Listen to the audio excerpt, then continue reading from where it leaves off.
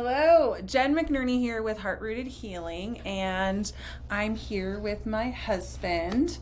We are going to just start a series because I had never ever imagined that your interest in sci-fi and comics would so wonderfully interweave with some of the energy, frequency, modalities, the quantum realm. And so lately I have been delving into rewatching sci-fi with you and different comics, and you are pretty much a nerd, a comic book nerd. And I don't think you ever were expecting me to be this interested. I never did. I mean, I just was like, my beautiful hot wife wants to get into sci-fi fantasy. Like, I hit the jackpot. So I hit the jackpot a long time ago, but to be able to share with you so much of how much profound things I've gotten out of comics and movies and all sci-fi fantasy, and how that really affected me and how it developed my spirituality. To be able to share that with you is amazing. Yeah. And beautiful. Yeah, so we're going to just go ahead and start a little series. We haven't even decided what to call it, but where we're just going to delve in to the topics where quantum frequency medicine and healing meets the comics or the different stories that are within them. We're going to start with Superman, because what I've been noticing recently in terms of my frequency quantum healing sessions is that their frequency is basically it's a measurement of how energy moves, or how you would measure frequency in cycles per second. So when we say a measurement would be Hertz, HERTZ. Yep. And what I've noticed is that some people have what I would call their Kryptonite frequency, where if something is resonating at a certain frequency in Hertz, it might not even impact their biofield, but others it does, because it's tied to some sort of a trauma that's maybe on another timeline or past life, where maybe that frequency or that resonance took them out. So when they're met in this present time, this present moment with that same frequency, it weakens their biofield to a point that's kind of irrational, or feels like they're going to die. So when I was asking PJ about the story I'm like, okay, I've used the word kryptonite. I kind of know that it weakens Superman, but I didn't know the ins and outs of the story behind kryptonite. And that's where you came in. And I was like, oh my gosh, like if we can just get to people's root frequency that sort of weakens their biofield or takes them out, and figure out what that story is and resolve it, then they don't maybe have to be taken out by the frequency of Lyme disease or whooping cough or this virus or this fungus or this parasite. So take it away and tell us the story about kryptonite and what that really is and how it weakens Superman. And absolutely. So we're going to talk a little bit first about the origin story of Superman, so we understand where this kryptonite stuff comes from. So Superman is an alien who comes from the planet Krypton. Spoiler alert, that becomes important later. And his father, who's named Jor-El, is a scientist who determines that Krypton is doomed. That's the planet. The planet Krypton is doomed. That is going to explode, and no one believes him. And he had prepared an elaborate escape plan for the entirety of the population, but because of the way the events turned out, the only person Jor-El is able to save is his and his wife's infant son, who's named Kal-El. You know him as Clark Kent or Superman. So Kal-El is put into a rocket ship and sent into space to Earth, because Jor-El knows that on Earth being the last survivor of this race, he will need the powers that Kal-El will derive from the yellow sun of our solar system. But there's one catch to this whole thing. Mm-hmm. The same time that Krypton is exploding, there are fragments of the planet. And those fragments get irradiated. Depends a lot on what story it is, but they're irradiated. And they end up making the trip with Kal-El to Earth. And these fragments of his homeworld are called kryptonite. Mm-hmm. And most people know it as this green substance that... Which is basically, it's a distorted version of their planet that is laced with trauma. The whole planet gets destroyed, and it's energy, its frequency of destruction.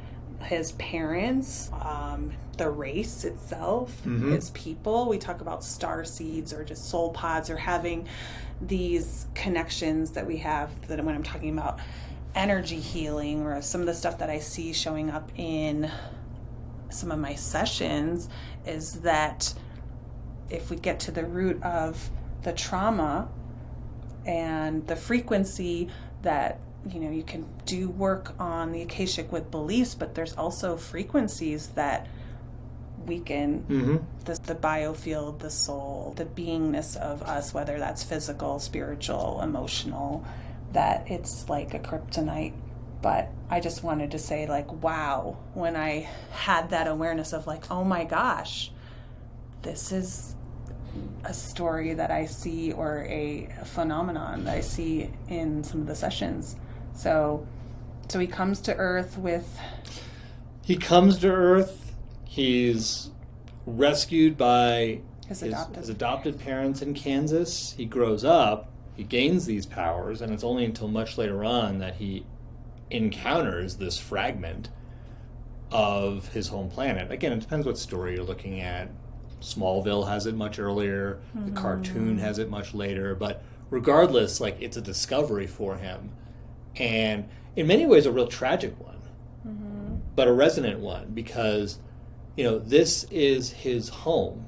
This is his home planet, literally.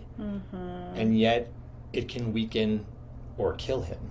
Yeah, I can only imagine the duality of that awareness for Superman. And, I think on the quantum realm, that sometimes the only way through the thing that we are afraid of the most is through it, and getting curious about the story and the why.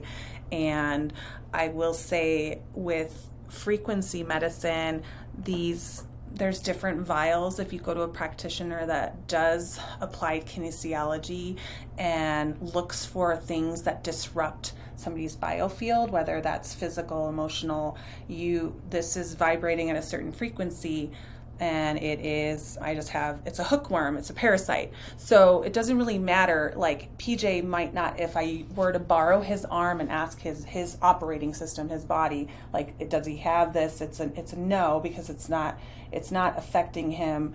There's a way to test for things that might be your kryptonite. So, and also on the other side of things, you have supplements and herbs from the earth that can help heal or put back into balance. Truth be told, we all have parasites within us, viruses, bacteria. It's when it becomes out of balance that it takes us or weakens us or our biofield, whether that's EMFs or food we're eating, that it's all about the imbalance. And most practitioners in frequency medicine are looking to create the homeostasis, coming back to balance. And I just love how there's these different themes throughout these comics or the sci-fi. You ready for me to blow your mind? Yeah, why? You don't know this one. I don't. You're finding it right now. Oh, cool. One of Superman's enemies is named Parasite. Oh, you see? That steals Superman's powers and able to use them against him. Yeah, because and I look at parasites, real parasites, is that you just want to be a terrible, no good host. Sure, we're going to be surrounded by toxins, physical, metaphysical, spiritual toxins.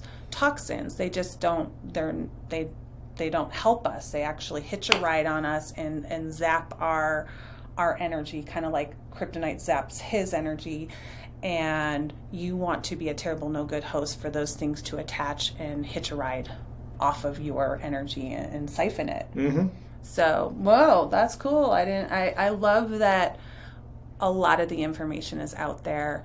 We're going to delve into Doctor Strange. Tron was very fascinating for me in terms of programs and just the spirituality and the complexities of these stories. So you were saying that the actual creators of Superman, it's important to know this. Yeah, this is another really fun point. So the creators of Superman are Joe Shuster and Jerry Siegel. They're the writer and artist. I might have that backwards, but both these guys are Jewish, or were Jewish. I think they've passed on now. And in many, if you actually look at the way they named the characters, so if you actually know about angel names, like angels typically end with an EL at the end. So Michael, Gabriel, Raphael, Hanael, and the EL is, of God. So Jor-El and Kal-El fall into that. And in many ways, the character of Superman, the way they created him, is a comment on messianic figures. So a savior. So Jor-El, the father, sends his only son, Kal-El. What story does this sound like? Yeah, what story does that sound like? To Earth. And it's funny, in some of the original formulations, there's sort of notions that Jor-El sent him to conquer Earth. But in later ones, Jor-El sends messages to Kal-El, like as a hologram, especially in the Superman movie, to say that, hey, what you're here to do is to be a guiding light to these folks. Like these are great people. They want to be. They only need someone to show them the light. To activate the light within. Yeah. So I love all these interweaving stories that quite honestly seemingly manifest into, when we don't have the words, we have stories, and it helps to just have analogies that I'll use during my sessions, like, hey, this is like your kryptonite frequency, and what is the belief that you're not strong? There's just so much there because our thoughts co-create our reality, because it's all energy. So you want to be vibrating at the highest, best frequency in your authentic frequency, so none of these distortions and whatnot. So thank you for that. We'll have to delve into something else. Well, we've also got The Matrix, we've got Star Wars, we've got Lord of the Rings. We've got a lot of stuff to go on watch. So check out the YouTube, subscribe to the YouTube channel, and I'll be putting clips on TikTok, and we'll just continue to nerd out on all this stuff. Hot. So, marry a nerd, folks. Yes, Okay? yes. And I thought you're the nerd. Maybe I'm the nerd. Maybe we're both nerdy.